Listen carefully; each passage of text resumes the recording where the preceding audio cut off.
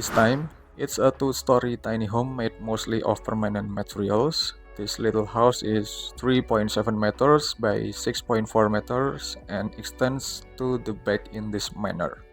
Because the front and sides of the tiny house are designed to maximizing openings for natural lighting and ventilation, one of the unique aspects of this setup is that the access to the tiny house is at the back.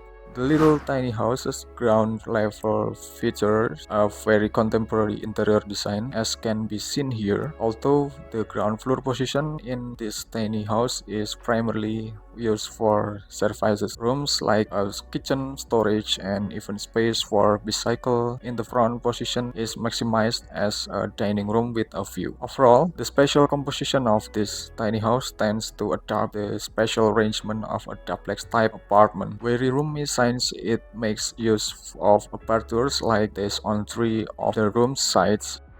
The arrangement of the kitchen in this apartment is similar to the layout of the entire room. This kitchen is sleek and contemporary with a granite countertop that is visible along with 2 induction stove burner, a kitchen sink, and extra storage above the table. This little tiny house, mostly wood flooring with the exception of the dining room section, which has an additional carpet to provide warmth to this otherwise cold space. Because the foot of the steps serves as storage in addition to providing access to the upper floor. The stairs in this tiny house are constructed in a permanent configuration. This tiny house bedroom makes the most of the entire second level, which also houses the bathroom and toilet, which are located there, specifically in the back region. In addition to having a cabinet attached underneath, this line of king-size cots is a clever way to maximize the tiny house while still providing enough room for daily necessity. The layout also appears tidy and leaves few gaps. In addition to meeting toilet and bathroom demands, this second floor bathroom design may also handle laundry needs. In this example,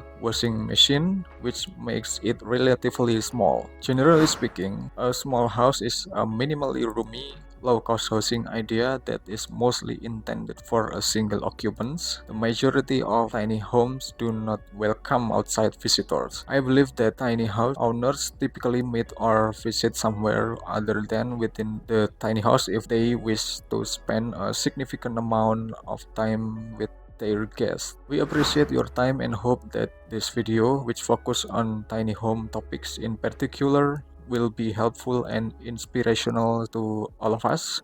See you in the next one.